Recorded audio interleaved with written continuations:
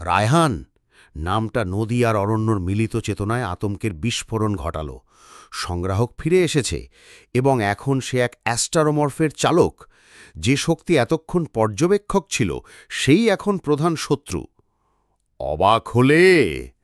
রায়হানের মানসিক কণ্ঠস্বর অ্যাস্টারোমর্ফের শরীর থেকে ভেসে এলো, তাতে বিজয়ীর উল্লাস। ভেবেছিলে ওই দুর্বল ছায়া বা গ্রহের শক্তি আমাকে থামাতে পারবে? আমি সব সময় কয়েক ধাপ এগিয়ে থাকি। অ্যাস্টারোমর্ফদের নিয়ন্ত্রণকারী চেতনাটা দুর্বল হয়ে পড়েছিল, আমার শুধু একটা সুযোগের দরকার ছিল। সে অ্যাস্টারোমর্ফের বিশাল ডানা ঝাপটাল, তার জ্বলন্ত চোখ নক্ষত্রজীবীদের যানের ওপর স্থির। নক্ষত্রজীবী, এক সময়ের মহাজাগতিক ত্রাস, এখন আমার সংগ্রহশালার নতুন আকর্ষণ হতে চলেছে। অ্যাস্টারোমর্ফটি তার অস্ত্র চালু করল। তীব্র শক্তি তার ডানার প্রান্ত থেকে নক্ষত্রজীবীদের যানের দিকে ছুটে গেল। নক্ষত্রজীবীরা অপ্রস্তুত ছিল। তারা আলোচনার জন্য এসেছিল, যুদ্ধের জন্য নয়। শক্তিরশ্মি তাদের যানের শিল্ডে আঘাত করল, শিল্ড দুর্বল হয়ে পড়ল। থামো! নদী অরণ্য মরিয়া হয়ে চিৎকার করল। তারা কালসর্পের শক্তি ব্যবহার করে রায়হান অ্যাস্টারোমর্ফকে বাধা দেবার চেষ্টা করল, কিন্তু রায়হান অ্যাস্টারোমর্ফের শক্তি আর নিজের সংগ্রাহক জ্ঞান ব্যবহার করে সেই বাধা সহজেই প্রতিহত করল। সে এখন অপরিমেয় শক্তিশালী। আমাদের কিছু করতে হবে। অরণ্যর চেতনা নদীকে তাগাদা দিল। নক্ষত্রজীবীরা ধ্বংস হয়ে গেলে আমরা একা হয়ে পড়ব। কিন্তু কিভাবে? নদী অসহায় বোধ করল। রায়হান অ্যাস্টারোমর্ফ তাদের চেয়ে অনেক বেশি শক্তিশালী। আর তখনই গিবালাসির খারাপ সত্তা, যে এতক্ষণ নীরব ছিল, সে নদীর মনে কথা বলে উঠল। একটা উপায় আছে, কিন্তু তাতে ঝুঁকি আছে। কি উপায়? নদী অরণ্য সাথে সাথে জিজ্ঞেস করল। রায়হান অ্যাস্টারোমর্ফের শরীর নিয়ন্ত্রণ করছে ঠিকই, কিন্তু সে এখনও পুরোপুরি একাত্ম হতে পারেনি। তার নিজের চেতনা আর অ্যাস্টারোমর্ফের মূল সিস্টেমের মধ্যে দ্বন্দ্ব চলছে। যদি আমরা সেই দ্বন্দ্বে ইন্ধন যোগাতে পারি, হয়তো তাকে দুর্বল করা যাবে। কিভাবে? স্মৃতি, খারাপ সত্তা বলল। রায়হান বহু সত্তার স্মৃতি চুরি করেছে, বিকৃত করেছে, কিন্তু স্মৃতি পুরোপুরি মোছা যায় না।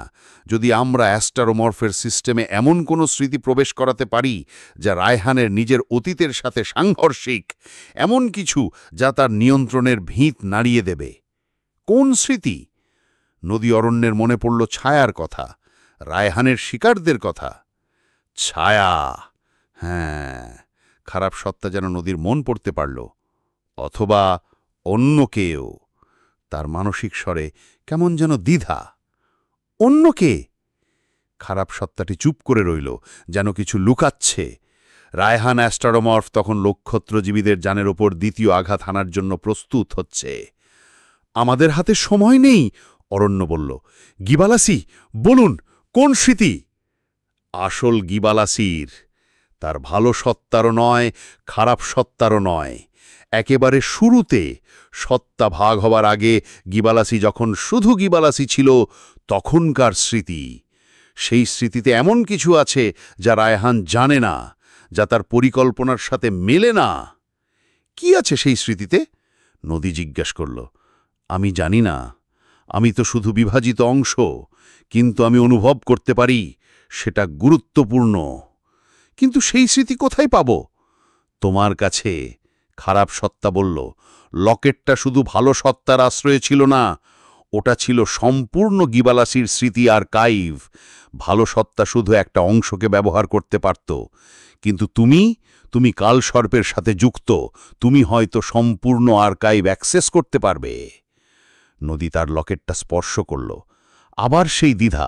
গিবালাসির খারাপ সত্তাকে বিশ্বাস করা যায়? এটা কি অন্য কোনো ফাঁদ? দ্রুত নদী, অরণ্য তাগাদা দিল। রায়হান অ্যাস্টারোমর্ফ অস্ত্র ছুড়ল। নক্ষত্রজীবীদের যানের শিল্ড প্রায় ভেঙে পড়েছে। নদী চোখ বন্ধ করল। সে লকেটটার গভীরে ডুব দিল। সে ভালো সত্তার স্মৃতি, তার মায়ের স্মৃতি পেরিয়ে আরও গভীরে প্রবেশ করল।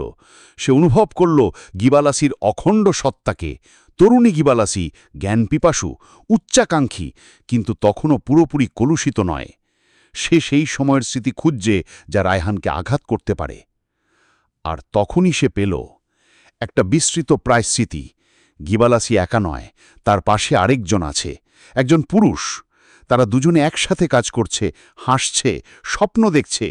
গ্রহের শক্তি, কালসর্প এসব নিয়ে তাদের পরিকল্পনা ছিল ভিন্ন। নিয়ন্ত্রণ বা ক্ষমতা নয়, বরং জ্ঞান অর্জন আর মানবজাতির কল্যাণ। সেই পুরুষটি কে সে? স্মৃতিটা আরও স্পষ্ট হল। পুরুষটি গিবালাসের দিকে তাকিয়ে আছে, তার চোখে গভীর ভালোবাসার বিশ্বাস। সে গিবালাসির হাতে একটা যন্ত্র তুলে দিচ্ছে। দেখতে অনেকটা রায়হানের হাতে সেই বেগুনি ফলের মতো, কিন্তু এটা আলো ছাড়ছে না, বরং শক্তি শোষণ করছে। এটা ব্যবহার করো সাবধানে গিবা। এটা শক্তিকে স্থিতিশীল করতে পারে, কিন্তু ভুল হাতে পড়লে ধ্বংসও করতে পারে। এই যন্ত্রটাই কি সেই ফল? তাহলে রায়হান ওটাকে বিকৃত করেছে। আর পুরুষটি, তার মুখটা কেন এত চেনা লাগছে? নদীর শিরদাঁড়া দিয়ে ঠান্ডা স্রোত বয়ে গেল। পুরুষটি হল চন্দ্রকান। কিন্তু এ তো সেই শীতল হিসেবি চন্দ্রকান নয়, যার সত্তা গিবালাসির খারাপ বংশের ভেতরে লুকিয়েছিল। এ অন্য কেউ, তরুণ, আদর্শবান, ভালোবাসায় পূর্ণ। তাহলে আসল চন্দ্রকান মারা যাননি বা সত্তা বদল করেননি?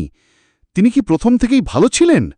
আর যে সত্তাটি গিবালাসির খারাপ অংশের ভেতরে ছিল, সে কে ছিল? সেও কি কোনো ছদ্মবেশী?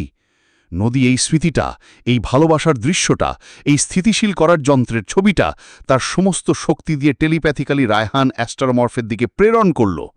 রায়হান অ্যাস্টারোমর্ফ নক্ষত্রজীবীদের ওপর তৃতীয় আঘাত হানার ঠিক আগ মুহূর্তে স্মৃতিটা গ্রহণ করল। তার বিশাল শরীরটা কেঁপে উঠল। অ্যাস্টারোমর্ফের যান্ত্রিক নিয়ন্ত্রণ আর রায়হানের সংগ্রাহক সত্তা দুটোই এই অপ্রত্যাশিত অচেনা তথ্যের সাথে সংঘর্ষে লিপ্ত হল। তার মনের ভেতরে যে হিসেব মেলানো ছিল তা গুলিয়ে গেল। গিবালাসিয়ার চন্দ্রকানের সম্পর্কটা যদি এমন হয়, তাহলে তার নিজের পরিকল্পনা, তার সংগৃহীত জ্ঞান সবই কি ভুলের ওপর দাঁড়িয়ে? মিথ্যা! এ হতে পারে না! রায়হানের মানসিক চিৎকার শোনা গেল। অ্যাস্টারোমর্ফের অস্ত্র নিষ্ক্রিয় হয়ে গেল। সে নিয়ন্ত্রণ হারানোর ভয়ে কাঁপছে। এই সুযোগ, নক্ষত্রজীবীদের যানটি দ্রুত গতি পরিবর্তন করে পিছিয়ে গেল, হয়তো মরামত বা পালানোর জন্য। রায়হান অ্যাস্টারোমর্ফ এখন মানসিক দ্বন্দ্বে জর্জরিত। নদী অরণ্য তাকে সফলভাবে বিভ্রান্ত করতে পেরেছে, কিন্তু নদীর নিজের মনের ভেতরও তখন ঝড়। যদি আসল চন্দ্রকান ভালো ছিলেন, তাহলে গিবালাসির খারাপ সত্তার ভেতরে লুকিয়ে থাকা সত্তাটিকে, সে কি প্রাচীন ভিন্নগ্রহী পরজীবী? কিন্তু সে তো চন্দ্রকানের স্মৃতি ব্যবহার করছিল। কিভাবে? আর তখনই উত্তরটা এলো। গিবালাসির খারাপ সত্তার মনের ভেতর থেকে নয়, বরং অরণ্যের মুক্ত হওয়া চেতনা থেকে। নদী, আমি যখন ওর কারাগারে ছিলাম, আমি ওর কিছু স্মৃতি অ্যাক্সেস করতে পেরেছিলাম। গিবালাসির খারাপ সত্তার নয়, তার ভেতরে লুকিয়ে থাকা সত্তাটির। অরণ্যের মানসিক কণ্ঠস্বর কাঁপছে। সে চন্দ্রকানের স্মৃতি ব্যবহার করছিল ঠিকই, কিন্তু সেগুলো ছিল নকল স্মৃতি, বানানো, আসল স্মৃতি নয়। তাহলে সে কে? আমি তার আসল পরিচয় দেখেছি নদী, তার আসল রূপ। সে কোনো প্রাচীন পরজীবী নয়, সে নক্ষত্রজীবী নয়, সে আসলে গিবালাসি দাসিরই সত্তার তৃতীয়, সবচেয়ে দুঃখত, সবচেয়ে লুকানো অংশ। যে অংশটা ভালো আর খারাপ দুটোকেই ঘৃণা করে এবং দুজনকেই ধ্বংস করে নিজে একচ্ছত্র হতে চেয়েছিল। আর সে এতদিন ধরে লুকিয়েছিল গিবালাসির খারাপ সত্তারও গভীরে। এই চূড়ান্ত টুইস্ট নদীকে স্তব্ধ করে দিল। গিবালাসির সত্তা শুধু 2 ভাগে নয়, 3 ভাগে বিভক্ত ছিল, আর সবচেয়ে বিপজ্জনক অংশটাই এতদিন ধরে সবাইকে চালিত করছিল, চন্দ্রকান সেনের ছদ্মবেশে।